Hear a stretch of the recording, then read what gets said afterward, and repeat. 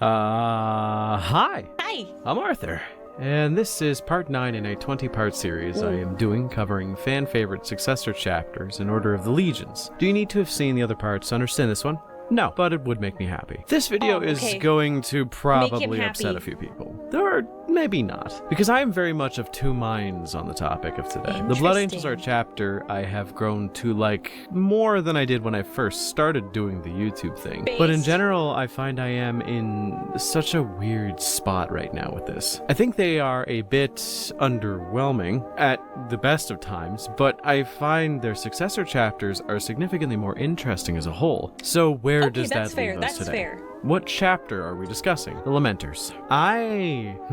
How do I put this into words that I think would be understood by most of my audience? Okay, so the way I view the Lamenters and the emotional journey involving them, and me, is that they are basically the Gohan of 40k, where there were so many people gassing up Gohan about how Hogan was during the Cell arc and how cool he totally was and how cool he was going to be, and they were kind of forgetting that Gohan is just every part of Goku that most people didn't really like as a whole, and they just added a bunch of elements like him being a bit more controlled and a bit smarter without being as obsessed with fighting. Gohan stans legit made me not like him as a character when I was in my teens and even in my early 20s, which is why it took me so long to be like, hey, that guy's kind of okay. Admittedly, it was because of a lot of video essays on his most recent adventures, as well as seeing the most recent Super movie, but you get my point. Now take everything I said about Gohan and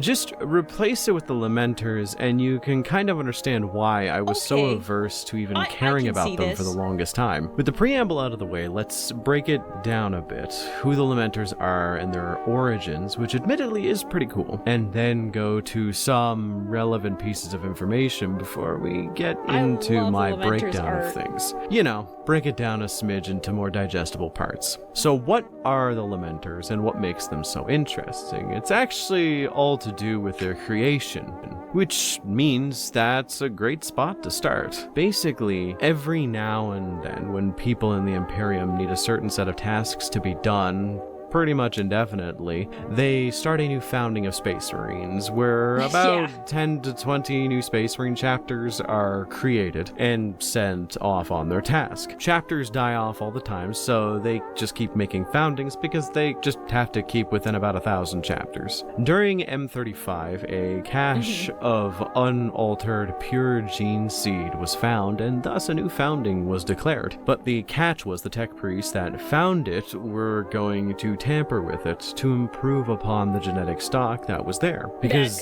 fucking with whatever the Emperor did has always gone down well in the history of the 40k and even 30k setting, right? Yeah, I'm just dropping the pretense here. There is a reason why the founding was referred to as the cursed founding, which is, I feel, a bit of a misnomer. It's not really cursed, it's just the hubris of a few Mechanicus guys got in the way of actually making a good founding. So why is it considered cursed? Because every chapter that came out of this had something internally, externally, or cosmically wrong with them. Like the Minotaurs, which externally are normal Marines, have sort of an internal issue where they take a lot of glee in burning down civilian hives at the good thing we're watching that video here in a second. I did not know that. Word of a single High Lord or even just a noble from the Imperium. Or you have something like the Firehawks, which if they get a bit too excited in a fight, they actually burst into flames. Albeit these fires don't actually like burn people, they burn chaos entities, which is cool and surprisingly useful.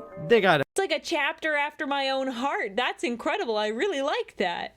excommunicated, which is not cool, but you know, they're around. There are a bunch of other random Marines that got left out of the historical record that we don't know about from the Cursed Founding, as they fell to chaos, and the Imperium tends to want to forget that pretty often. We only truly know about one from the record that fell, and that was the Blood Gorgons, but I digress. The Lamenters were created in this founding, and the task of creating better Blood Angels gene seed had a decent work outline. Like, you ever think about it? Like, how can you improve the Iron Hands gene seed? No clue. clue. There isn't really any I don't know outward how you flaw outside of the cultural stuff improve that. involving them wanting to seek perfection. But the Blood Angels, there are a few key flaws to the gene seed that tend to be highlighted. So for one, the red thirst, which gives them strength and longevity, as well as makes them kind of vampires and have this desire to consume blood. Then you have the other obvious trait, which is the black rage.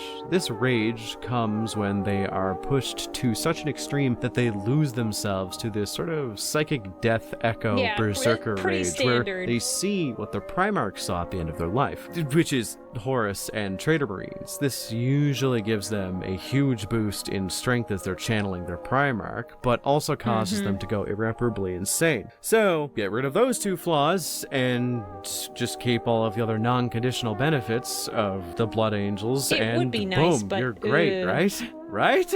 Yeah, it didn't go well. Well, it seemed like it went well at first because the Lamenters didn't suffer from those two afflictions for a while. I say a while because eventually cases of the Red Thirst and the Black Rage started to appear in their chapter, which kind of defeats the purpose of, this entire founding, but it happens. The name Lamenters comes from the fact that the chapter is actually affixed with, I guess, a gene seed flaw of its own. It could also just be a cultural thing, as it's kind of hard to parse these kinds of things from each other, but it is this deep-seated melancholy that transcends the normal kind of sadness that you'd expect from a person that lives in the 40k setting. I would like to note, you can tell how popular the Lamenters are because of all of the art. Like, how many chapters can boast, this variety of art? It's an insane amount. I'm just like, wow, I haven't seen this before. I haven't seen this before. So much Lamenters art.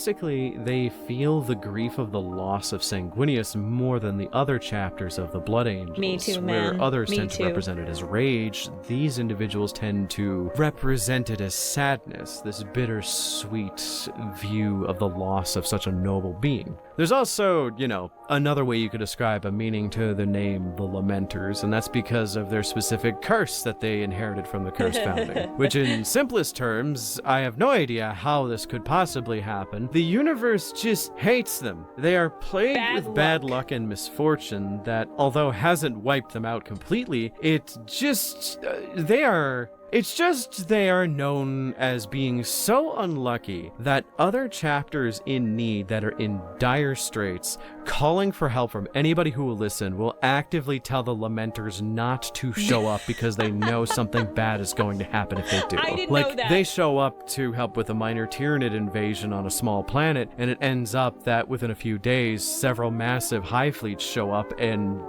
you can see where that goes. They show fealty to a battle brother who has been kind and rewarding to them by siding with them during sort of a political discourse, and it turns out that the person they sided with in good faith was Huron Blackheart's pre-evolution.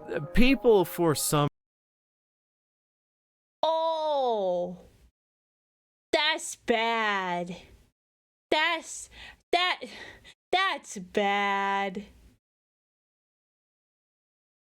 reason, even without knowing their reputation, are more likely to not give them the benefit of the doubts in any matter. Like, a simple gesture for them is always going to be interpreted as a minor slight. Like when the Ultramarines wanted to reward them during a shared campaign with a gift from their chapter master, Papa Smurf himself, they turned it down as a show of nobility and gratitude, as well as respect. But by the Ultramarines, it was interpreted as a show of disrespect, though apparently they're still on good terms. Wasn't that like it was a...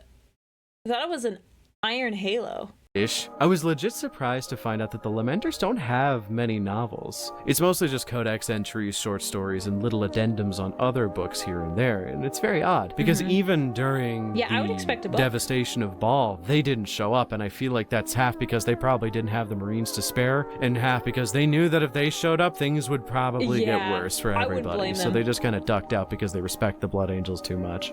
So, there isn't much to know about them other than that, but they have such a massive fan base, and they were given reinforcements from the Ultima Founding, which is way luckier than you'd expect considering what they normally go through, but It is, and as of yet, it is unknown if they are going to stay cursed because they did receive a fresh supply of gene seed from the Ultima founding, so it might mean that they're less likely to be unlucky, I guess. So, I hope with all that so. out of the way, you kind of get an idea as to their whole gimmick, but I don't think I'm doing justice to why people like them, and it took me, honestly, a while to find out myself. So, let's just get on to my opinion on them and how you should interpret them if you were, me. Because basically, with everyone gassing them up, I was a little bit annoyed by the idea, focusing in on them and how they are just unlucky. It just seems like from a narrative perspective, if every single story of theirs is going to end with, and then they all almost died but won a Pyrrhic victory, it's like super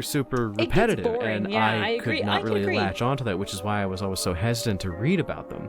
This idea of repetition in terms of the stories that are being told for a faction of Marines, it annoys me, and it's something that like I that art. usually try to avoid. I try to see new stories and learn new things about chapters that have an evolving history that, can be tracked. So when I was doing my research into them, it kind of clashed with a set of movies that I've been watching recently. Oh. Much ado about nothing, but I have been kind of setting this new rule for myself, just so that I can engage with media the way that I used to when I was younger, where every week I have to watch 5 movies. Doesn't have to be new movies, doesn't have to be old movies. I have a lot of new movies that I want to get through, but I just want to engage in films like I used to when I was younger. And a movie that I was watching was called The Fifth Seal, a Hungarian film that I'm not even going to begin to pretend that I understood anything without it being explained to me.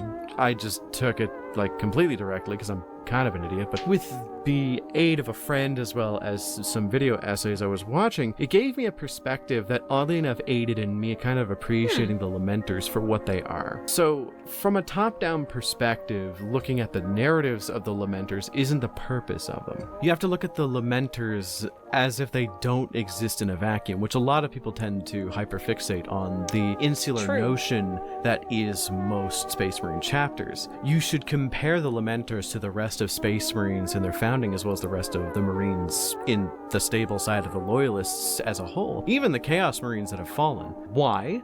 Because even though they could totally reverse their luck, see glory, and even gain greater acclaim by falling to Chaos and turning traitor, or even just turning renegade and turning against the Imperium, they choose not to. The question posed in the film The Fifth Seal that I kind of watched, that a friend of mine explained to me, is it better to be a tyrant in control of thousands with an iron grip with no conscience or guilt over your actions, or is it better to be a slave with a kind heart and a sound mind, knowing that you do what you can for the betterment of others, even at your own detriment? I think there is nobility in this idea that even the Lamenters know they are completely fucked upon any deployment, but still do it anyway, whether 'tis nobler to suffer the slings and arrows, right? I think that is why I have taken a bit of a shine to them. I like the idea of altruism without reward and even with punishment. I know there is this idea that altruism with reward isn't truly altruism, but much like most things in life, I don't think we should really think about it too much, which is how you should see the Lamenters. They are just cool. They are a good successor of Blood Angels and do require a lot of reading to understand their perspective to truly get why people like them. But like with me, even if it takes a while, I think you'll get there. So what do you think about the Lamenters? Agree with me that from a narrative perspective, they're kind of lame, but from a world building perspective, they are kind of amazing? Let me know in the comments down below. I know they're a bit of a fan favorite and people have been requesting them for quite a long time. Also, remember to like and subscribe as it helps me immensely. Do it. Special thanks to my channel members for supporting me, because with your support, I'm able to do this, but not only am I able to do this, I have a small surprise. I guess it's not really a surprise for Arthur Lord members. 2 years See, ago. with the support of all you, I was able to take on and actually pay an editor for this channel. Alice has been a dream to work with so far, and this is technically her 3rd video working with me. Albeit the 2nd video she did for me is going live tomorrow, but only for Arthur Lords. So if you're an Arthur Lord, you would have known that I have an editor as of last week, but I'm going to be having her work on mainstay videos on the channel from time to time, just to kind of lighten the load for me. Things are kind of getting busy in my personal life, so I kind of want to, you know, make things a little easier on myself and a little bit less stressful. So if you want to support me and my ability to pay for better work to be done on these videos and maybe up the quality of my channel, then feel free to become a channel member. There you go. Go support. Go support.